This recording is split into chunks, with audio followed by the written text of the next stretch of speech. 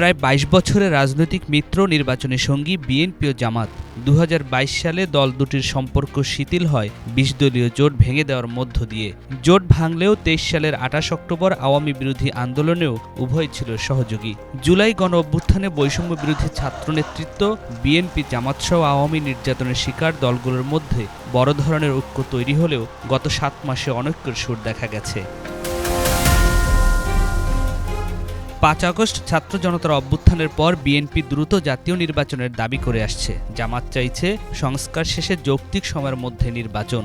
অন্যদিকে ছাত্রদের নতুন রাজনৈতিক দল এনসিপি বলছে গণপরিষদ নির্বাচনের কথা। ফলে বিএনপি, জামাত এবং ছাত্রদের মধ্যে পর্দার অন্তরালের যে অনৈক্য ছিল তা প্রকাশ্যে এসেছে। ক্ষমতার লোভ আর নানা রকম স্বার্থের দ্বন্দ্বে একে অপরের প্রতিপক্ষ বানিয়েছে। বিশ্লেষকরা বলছেন, রাজনৈতিক দলগুলোর অনৈক্যের সুযোগে অভ্যুত্থান বিরোধী শক্তি একত্রিত হয়ে বিনিয়োগ করছে। এই থ্রেড মোকাবিলা করতে না পারলে জাতির পরাজয় হবে।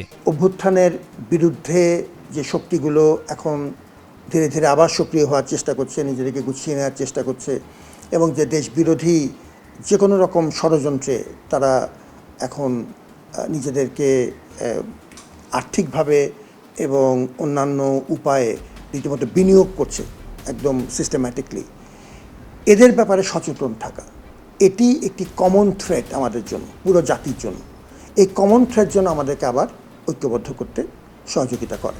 অতএব আমাদের সংলাপটুক জারি রাখা প্রয়োজন, সহনশীলতাটুক জারি রাখা দরকার এবং এই কমন থ্রেড যে এখনও আছে এই বিষয়টি আরও পরিষ্কারভাবে অনুধাবন করা দরকার এবং এই থ্রেট যদি আমরা মোকাবেলা করতে না পারি তাহলে আলটিমেটলি পুরো জাতির পরাজয়।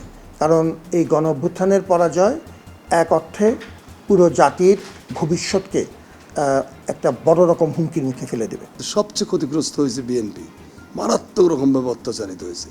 জামাতের তো প্রায় হাফ ডজন লোকের ফাঁসি দিয়ে মেরে ফেলেছে এবং অবর্ণনীয় গুম খুনের একটা ভয়ের আতঙ্কের জনপদে পরিণত হয়েছিল বাংলাদেশ।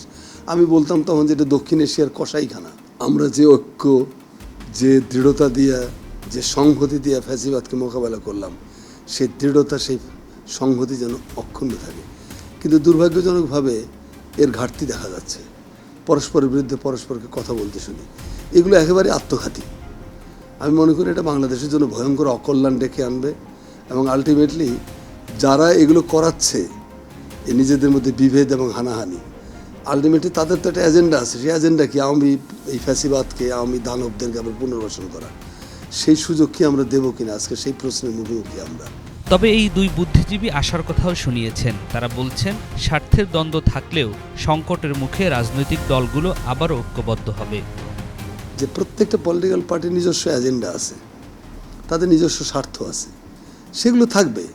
কিন্তু বৃহত্তর কজে, বৃহত্তর কারণে, বৃহত্তর কল্যাণে আমরা কেন একসাথে ভূমিকা পালন করব না? তো সেদিক থেকে কিছুটা ক্ষতিগ্রস্ত তো আমরা হয়ে গেছি অলরেডি। কিন্তু তারপরে আমি মনে করি যে শেষ পর্যন্ত হয়তো আমাদের রাজনৈতিক দলগুলোর মধ্যে শুভবুদ্ধির উদয় হবে এবং ছেলেরাও যে দল করেছে এনসিপি, তারাও হয়তো কিছুটা সমঝায় চলবে, বুঝবে যে আসলে সবাইকে মিলেমিশেই এগোতে হবে। তো স্বার্থের বাইরে উঠে একটি বড় মাপের রাজনৈতিক ঐক্য তৈরি হওয়া যে একান্ত অসম্ভবটা কিন্তু আমরা মনে করছি না। কারণ এখনও জাতীয় পর্যায়ে আমরা যে কোনো বিপদে একসাথে হতে পারি, তার কিন্তু প্রমাণ বাংলাদেশ বহুবার দিয়েছে, রাষ্ট্র হিসেবে দিয়েছে, সমাজ হিসেবে দিয়েছে। অতএব বড় বিপদের মুখে আমাদের এখন যেহেতু কিছুটা আমরা স্টেবিলিটির দিকে যাচ্ছি, এই জন্য হয়তো আমাদের মধ্যে বিভাজনগুলো আবার একটু মাথাচাড়া দিচ্ছে, কিন্তু বড় বিপদের মুখে আমরা প্রত্যেকবারই জাতি হিসেবে একত্রিত হয়েছি। অতএব আমি কিন্তু পুরোপুরি আশাবাদী এইসব বিষয়ে যে আমরা আবার বিপদের মুখে একসাথে হতে পারব। বিশ্লেষকদের অভিমত, নেতাকর্মীদের সঙ্গে শেখ হাসিনার যোগাযোগ স্থাপন রাজধানীসহ বিভিন্ন এলাকায় খণ্ড খণ্ড মিছিল বড় জমায়েতের বার্তা দিচ্ছে। তাই রাজনৈতিক দলগুলোকে এখনই সতর্ক হতে হবে। নিয়াজ মাখদুম, বাংলা ভিশন, ঢাকা।